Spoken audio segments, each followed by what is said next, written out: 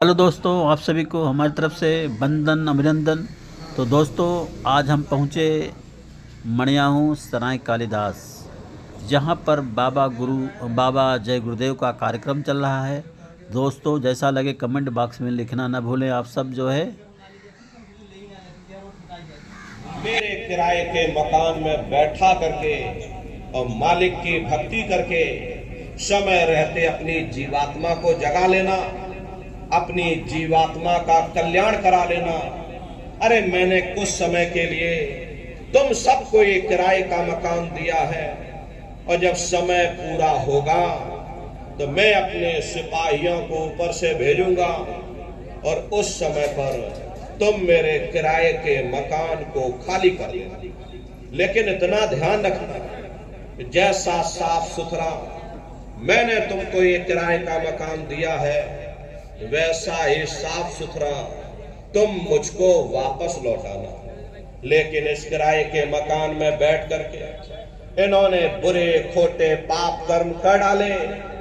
मेरे किराए के मकान को इन्होंने अपने कर्मों से गंदा कर दिया, इसलिए कर्मों की सजा इनको मिलेगी। ले जाओ इनको फलाने नरक में डाल दो। महात्मा कभी झूठ नहीं बोलते। महात्माओं ने जब साधना किया और साधना करके जब ऊपर गए, और ऊपर जा करके जब उन्होंने नरकों का हाल देखा, तो हमारी आपकी जानकारी के लिए उन्होंने धर्म ग्रंथों में लिख दिया, लोह के खंभ तपत के माही, जहां जीव को ले चिपकाई, वहां बड़े बड़े लोहे के खंभे अग्नि से धधक धधक, जो धम्मन से धोक लोहारा, और लोहा जो अग्नि में डारा। जिस तरह से लोहार लोहे को अग्नि की भट्टी में तपा तपा करके लाल कर देता, ऐसे ही प्रेमी भाई छोटे पाप कर्म करने लग गए। कर्मों का ये जखीरा अंबार के अंबार हमने अपने सिर पर लाद लिए। आज उन्हीं कर्मों का हम आप भोग पा रहे। अरे महात्मा कहते हैं कि नर के अनेक और हैं, कहाँ लगे कहूँ बखान, दुख भोगते यह जीव जो, जाने जो भोग समान। कहते भाई एक नरक नहीं, ऐसे वहां पर अनेकों अनेक नरक बने हुए सदा नरक के माही। कुंभी कहते हैं घड़े के आकार का बड़ा विशाल नरक वहां बना, दुनिया भर का मवाद उसमें भरा, बड़ी भारी बदबू उसमें से आती है, जीवों को ले जाकर उसी में डाल दिया जाता है। कुंभी नरक कल्प लो वासा, मुख में नरक नाक में श्वासा। कल्प लो वासा यानी 1000 चौकड़ी युग का एक कल्प होता है, और कल्प लो वासा यानी युगों युगों तक ये जीव नरकों की सजा को भोगता है। और नरकों की सजा भोगने के बाद में इन्हीं जीवों को सीधे मनुष्य शरीर नहीं दिया जाता, बल्कि ले जाकर के 4 खान 84 लाख योनियों में डाल दिया जाता है। जैसे बच्चा होता है, अब बच्चा पहले कक्षा 1 पास करेगा, फिर कक्षा 2 में जाएगा। ऐसे ही प्रेमी भाई बहनों, वहां पर भी पूरा चैनल बना हुआ है। नरकों की सजा भोगने के बाद में इन्हीं जीवों को 4 खान 84 लाख योनियों में डाल दिया जाता है। ये 4 खान 84 लाख योनिया ये कोई मामूली योनिया नहीं होती। 4 खान का मतलब होता है अंडज पिंडज उपमज स्थावर। ये 4 खाने होती हैं। पहली श्रेणी तो इन पेड़ पौधों की आती है, जिनके अंदर पानी का तत्व मौजूद होता है। कभी ये भी मनुष्य हुआ करते थे, लेकिन आज अपने कर्मों का ये भोग पा रहे, एक जगह पर पेड़ बन के खड़े हुए। दूसरी श्रेणी कीड़े मकोड़ों की आती है, जिनके अंदर पृथ्वी और अग्नि का तत्व मौजूद होता है। तीसरी श्रेणी पंछियों की आती है। चौथी चौपाए जानवरों की आती है, और 5वीं स्वयं इंसानों की आती है, जिसके अंदर 5 तत्व जल पृथ्वी अग्नि वायु आकाश 5 तत्व मौजूद होते हैं। प्रेमी भाई बहनों, ये 4 खाने हैं, इनकी अलग अलग कुल 84 लाख योनियां होती हैं।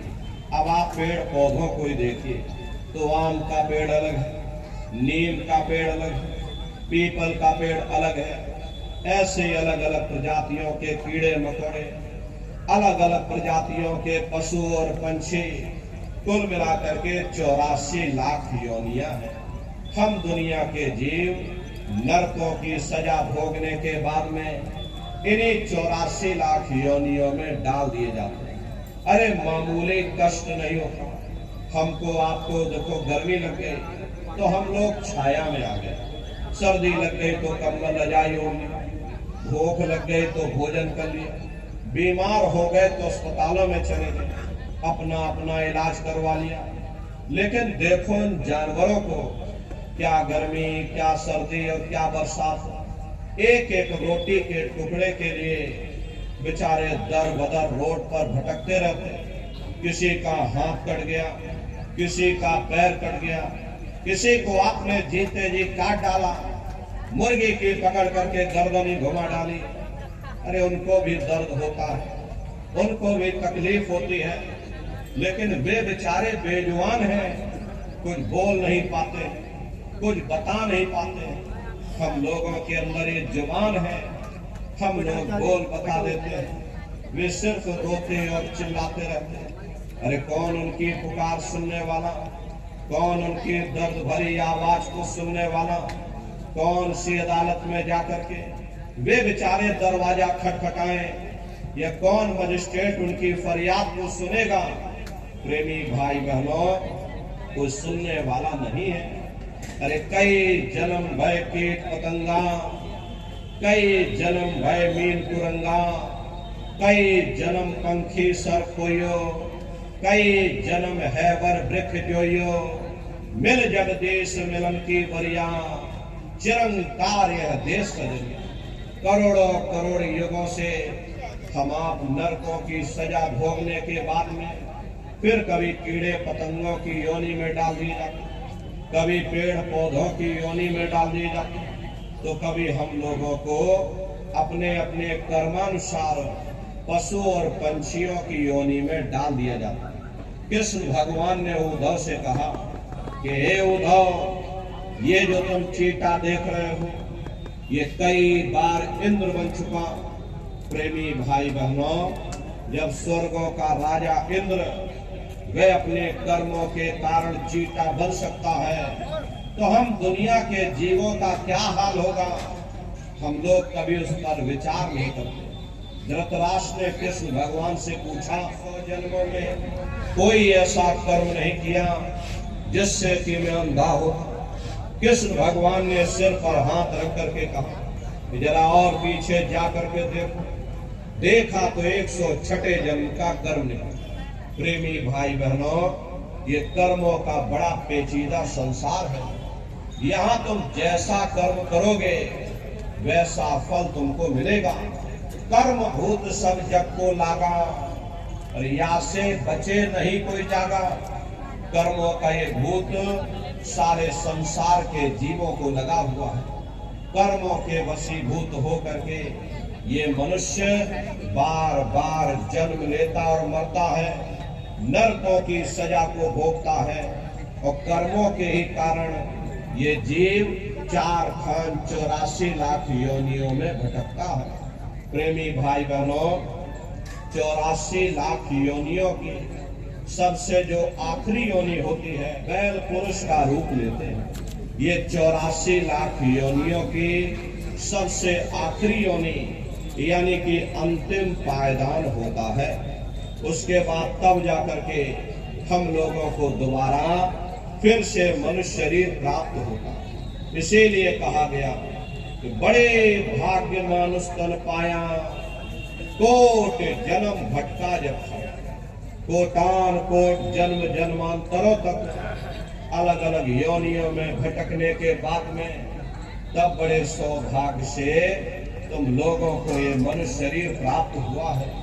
लेकिन बड़े अफसोस की बात है, जैसे किसी को हीरा मिल गया, उसे हीरे की परख नहीं, उसने हीरे को ले जाकर गधे के गले में बांध दिया।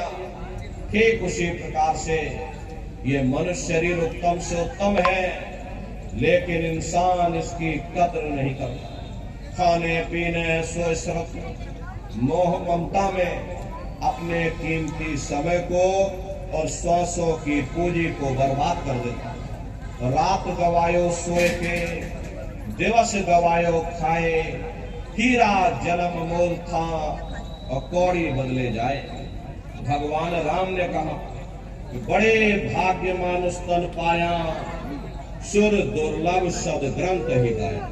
सुर कहते हैं देवताओं को, बड़े से बड़े देवी और देवता भी इस मनुष्य शरीर को पाने के लिए तरसते हैं, क्योंकि इसी मनुष्य रूपी मंदिर में बैठ करके हम आप उस परमात्मा की भक्ति कर सकते। इसीलिए संतों महात्माओं ने इस पंच भौतिक शरीर को सच्चा हरि मंदिर कहकर याद किया कि हरि मंदिर यह शरीर है, ज्ञान रतन प्रकट हुए, ये असली हरि मंदिर है।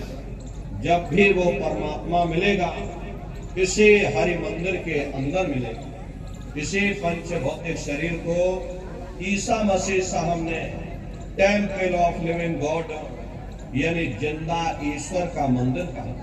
इसी पंच भौतिक शरीर को गुरु नानक साहब ने नर नारायणी देह कहकर याद किया। ये वो देह है जिसमें नारायण स्वयं विराजमान है।